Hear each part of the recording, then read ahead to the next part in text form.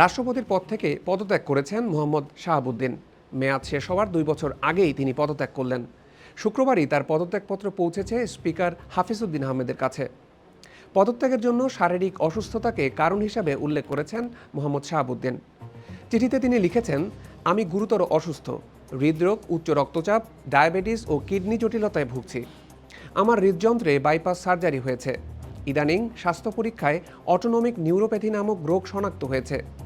এই রোগের কারণে আমি মাঝে মাঝে ক্ষণিক অচেতন হয়ে যাই। রোগসমূহের প্রাদুর্ভাবে শারীরিক ও মানসিক অসামর্থ্যের কারণে রাষ্ট্রপতির মতো গুরুত্বপূর্ণ সাংবিধানিক পদের দায়িত্ব পালন করা আমার পক্ষে সম্ভব হচ্ছে না। আমার দীর্ঘমেয়াদী চিকিৎসা প্রয়োজন। এমতাবস্থায় সংবিধানের 50-3 অনুচ্ছেদের বিধান অনুযায়ী আমি রাষ্ট্রপতির পদ হতে পদত্যাগ করছি।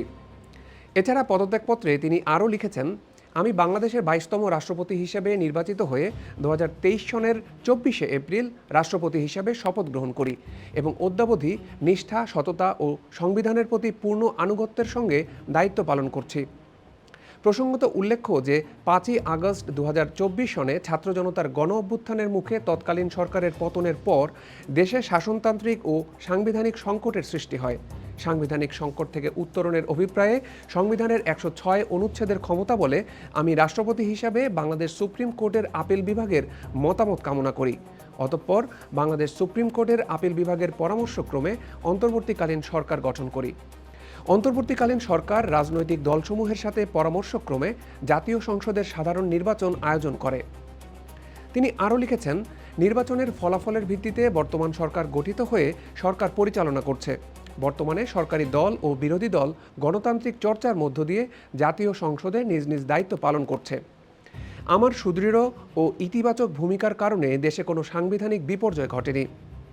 সংবিধান অনুযায়ী রাষ্ট্রপতি পদত্যাগপত্রে সই করা মাত্রই তা কার্যকর হয়ে যায়।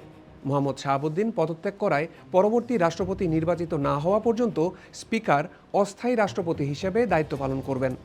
সংবিধান অনুযায়ী রাষ্ট্রপতি পদত্যাগ করার 90 দিনের মধ্যে নতুন রাষ্ট্রপতি নির্বাচনের বিধান রয়েছে। বাংলাদেশের সংবিধান অনুযায়ী রাষ্ট্রপতির মেয়াদ 5 বছর। তিনি দায়িত্বভার গ্রহণের পর থেকে পরবর্তী 5 বছর এ দায়িত্বে থাকতে পারেন। সেই হিসাবে মোহাম্মদ শাহাবুদ্দিনের মেয়াদ ছিল 2028 সাল পর্যন্ত। একজন ব্যক্তি সর্বোচ্চ 2 মেয়াদে এ দায়িত্বে থাকতে পারেন এবং এটি বাংলাদেশের সর্বোচ্চ সাংবিধানিক পদ।